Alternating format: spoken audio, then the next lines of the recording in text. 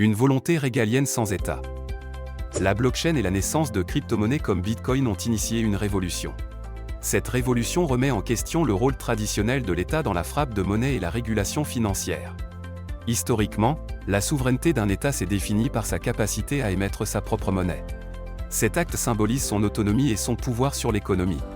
Cependant, l'émergence de la blockchain propose un paradigme alternatif. Dans ce nouveau modèle, la confiance et la sécurité des transactions ne dépendent plus d'une autorité centrale. Elles dépendent plutôt d'un réseau décentralisé et d'un consensus collectif. Du monopole étatique à la décentralisation monétaire. Dans le système traditionnel, la monnaie est frappée par les banques centrales, des institutions étatiques qui régulent la masse monétaire, le taux d'intérêt et assurent la stabilité financière. Ce modèle centralisé repose sur la confiance que le public accorde à l'État et à ses institutions pour maintenir la valeur de la monnaie et garantir les transactions. Les banques jouent un rôle intermédiaire crucial, facilitant les échanges, créditant les comptes et sécurisant les dépôts. Toutefois, ce système centralisé présente des inconvénients, notamment en termes de coûts de transaction, de délais de traitement et de risques liés à la concentration du pouvoir et de l'information. La blockchain propose une alternative fondée sur la décentralisation et l'absence de médiateurs. Elle utilise une technologie de registre distribué. Cette technologie permet à chaque participant du réseau de vérifier et d'enregistrer les transactions dans un bloc. Ensuite, ce bloc est ajouté à la chaîne de manière transparente et immuable. Ce processus est sécurisé par des mécanismes cryptographiques et des algorithmes de consensus. Un exemple est la preuve de travail. Cela assure l'intégrité et la fiabilité des échanges. Tout cela se fait sans nécessiter l'intervention d'une autorité centrale. Redéfinition de la confiance et de la souveraineté monétaire. L'avènement des crypto-monnaies a redéfini la notion de confiance dans le domaine monétaire. Cette confiance ne repose plus sur la stabilité et l'autorité d'un État, mais sur la solidité de leur architecture technique. Elle repose également sur la force du consensus qui émerge de leur réseau d'utilisateurs. Cela marque un changement fondamental dans la perception de la valeur et de la sécurité dans les transactions financières. De plus, les crypto-monnaies permettent la création et l'échange de valeurs sans l'intervention étatique. Elles posent ainsi un défi direct au monopole historique des États sur la monnaie. Elles offrent une nouvelle forme de souveraineté monétaire, dispersée parmi les utilisateurs du réseau. Cette évolution suscite un débat sur la capacité des États à contrôler les flux financiers. Elle soulève également des questions sur leur capacité à lutter contre la fraude et le financement d'activités illicites. De même, elle remet en question leur pouvoir fiscal dans un monde où les frontières monétaires s'estompent. Implications économiques et sociales. La décentralisation monétaire portée par la blockchain a des implications profondes sur l'économie et la société. Elle promet une plus grande inclusivité financière, en rendant les transactions possibles pour les personnes exclues du système bancaire traditionnel. Elle offre également une transparence accrue et peut réduire les coûts et les délais associés aux transactions internationales. Toutefois, cette transition vers un modèle décentralisé soulève plusieurs questions. Elle porte sur la régulation, la stabilité des crypto-monnaies et leur intégration dans l'économie globale.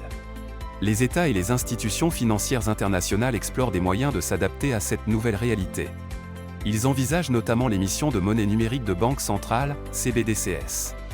De plus, ils réfléchissent à la mise en place de cadres réglementaires adaptés à ces nouvelles formes de monnaie. Le pouvoir du groupe. L'innovation apportée par la blockchain et les crypto-monnaies est remarquable. Elle ne se limite pas à faciliter des transactions sécurisées sans intermédiaire. Elle repose également sur un principe démocratique, le pouvoir du groupe. Ce modèle nécessite la participation active et la confiance mutuelle des membres du réseau. Cela marque un tournant significatif par rapport au système financier traditionnel centralisé. Dans ces systèmes, la confiance est souvent placée dans des institutions centrales. En revanche, avec la blockchain, la confiance repose sur la transparence et l'intégrité du réseau. Le consensus démocratique au cœur de la blockchain. Dans les systèmes blockchain, le processus de validation des transactions et l'ajout de nouveaux blocs à la chaîne ne dépendent pas d'une autorité centrale. Au lieu de cela, ils dépendent de la participation collective des utilisateurs du réseau, connu sous le nom de nœud.